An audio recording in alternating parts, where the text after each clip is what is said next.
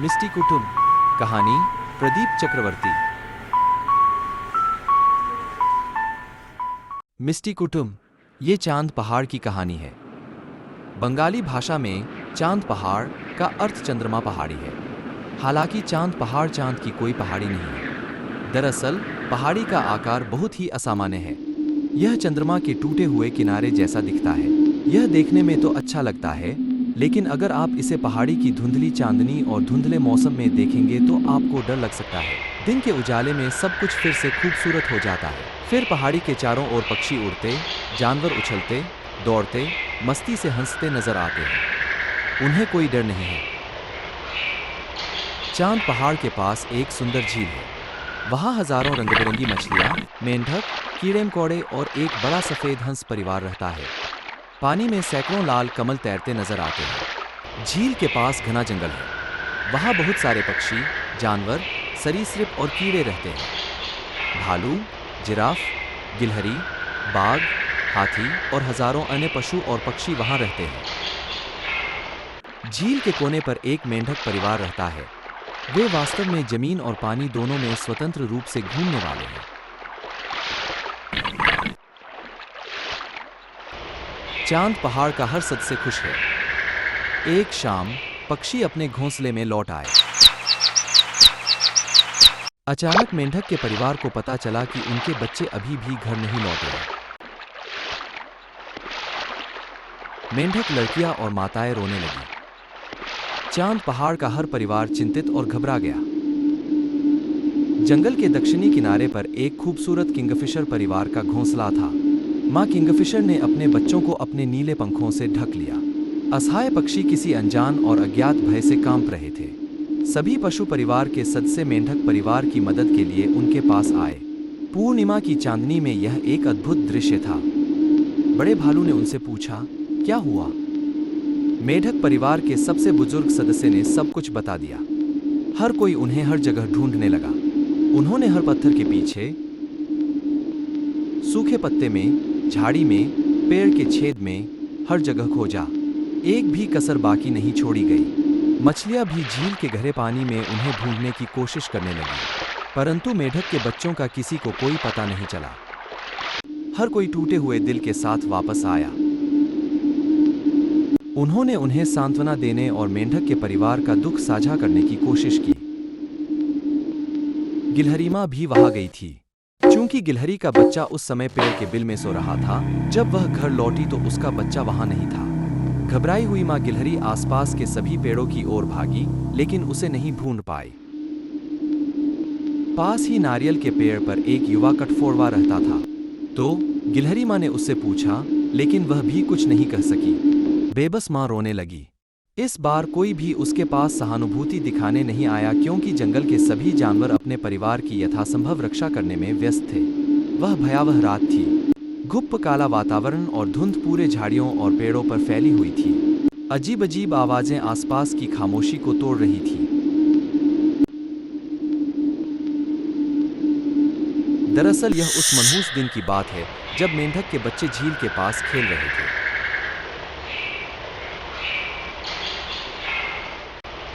अचानक एक बहुत बड़ा दानव नीला सांप वहां आ गया।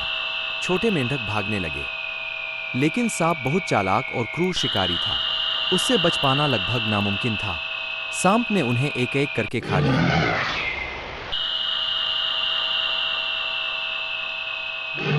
केवल छोटी मेंढक मिस्टी ही वहां से भागने में सफल रही। वह एक बहुत बड़े पत्थर के छेद के अंदर छिप गया।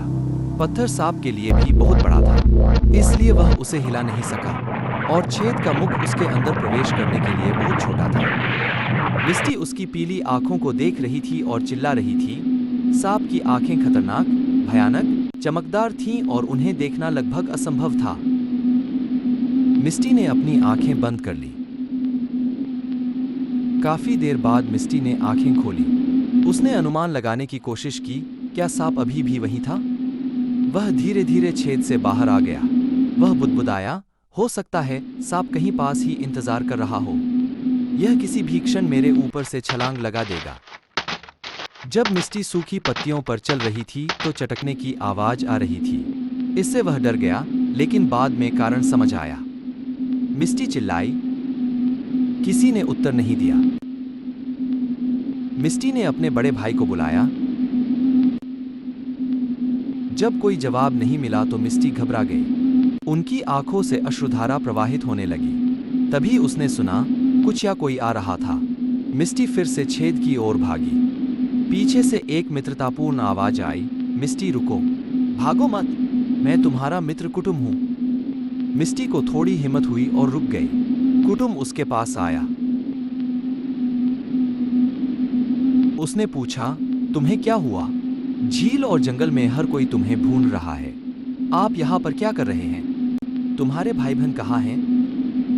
मिस्टी फिर रोने लगी। मुझे नहीं पता कि वे अभी भी जीवित हैं या नहीं।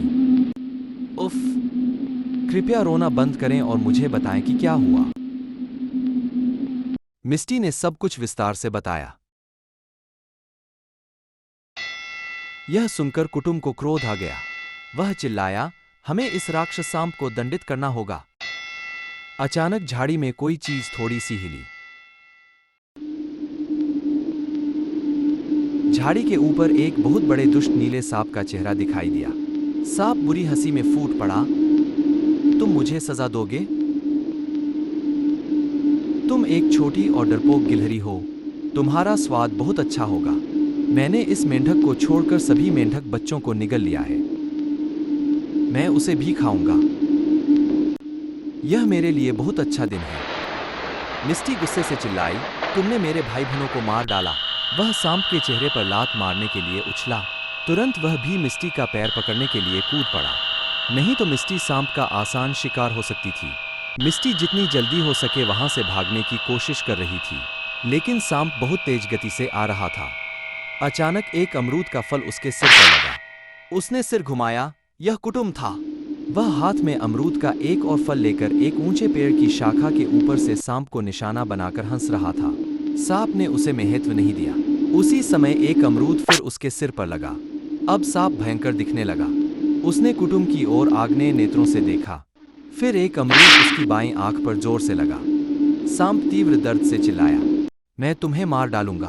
उसने कुटुम को पकड़ने की कोशिश की। नन्हा कुटुम भी एक पेड़ से दूसरे पेड़ पर कूदने लगा, लेकिन सांप बहुत तेज था। छोटी होने के कारण कुटुम थोड़ी देर बाद थक गई, इसलिए वह धीमा होने लगा। उसे पेड़ों के बीच की बड़ी बड़ी जगहों को फांदने में दिक्कत हो रही थी, लेकिन अगर उसने भागना बंद कर दिया तो सांप निश्चित रूप से उसे मार डालेगा। कुटुम एक ऊंचे पेड़ की सबसे ऊंची शाखा की ओर भागा। तभी नीला दानव सांप ऊपर चढ़ रहा था। उस पेड़ पर और आसपास के दूसरे पेड़ों पर बहुत सारे घोंसले थे। पक्षी खतरे में हो सकते थे, इसलिए उसने चिल्लाकर कहा, उठो, राक्षस सांप आ गया, अपने नन्हे मुन्नों को बचाएं। कुटुम का बार बार चीखना चिल्लाना काम कर गया। सब लोग जाग गए। चांद की रोशनी में उन्होंने एक राक्षस सांप को ऊपर आते देखा। पक्षी अपने बच्चों को बचाने के लिए व्याकुल हो गए। उन्होंने एकजुट होकर सांप पर हमला कर दिया। मां किंगफिशर ने सबसे पहले अपनी बड़ी नुकीली चोंच से प्रहार किया। सांप दर्द से चिल्लाया। उसी समय कठफोड़वे की लंबी चोंच उसके सिर में लगभग 2 इंच तक घुस गई। सांप फिर चिल्लाया। अन्य पक्षी भी अपने सर्वोत्तम प्रयास से नीले दानव पर प्रहार करने का प्रयास कर रहे थे, लेकिन सांप अभी भी पेड़ पर लिपटा हुआ था। अचानक उसने देखा कि कुछ ही दूरी पर एक घोंसले में कुछ पक्षी के बच्चे रो रहे थे। स्वादिष्ट भोजन। सांप सारा दर्द भूल गया। उसकी आंखें चमक उठीं। उसने पक्षियों के बच्चों को पकड़ने की कोशिश की। कुटुम सांप को रोकने के लिए बेताब हो गया। वह हाथ में एक कठोर नुकीली टहनी लेकर सांप के सामने आ गया। कुटुम को सामने देखकर सांप प्रसन्न हो गया।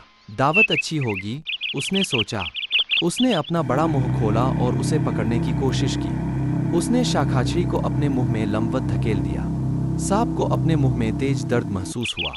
वह छड़ी हटाने और अपना मुंह बंद करने की जी तोड़ कोशिश कर रहा था, लेकिन व्यर्थ ही। छड़ी उसके मुंह में और भी जोर से चुभती जा रही थी। उसने देखा कि सांप की भारी हलचल के कारण पेड़ झूल रहा था। पक्षी के बच्चे किसी भी समय अपने घोंसले से गिर सकते हैं। मुझे जोखिम उठाना होगा।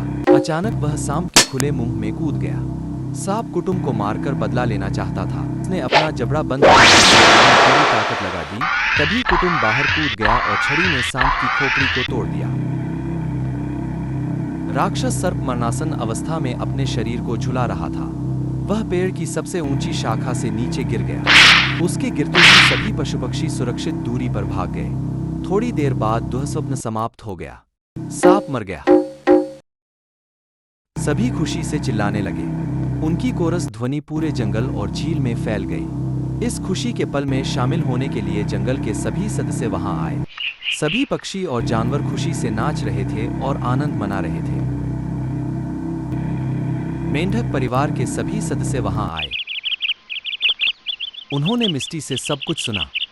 वे आभारी थे और उन्होंने उनका गर्मजोशी से स्वागत करने और गले लगाने के बारे में सोचा।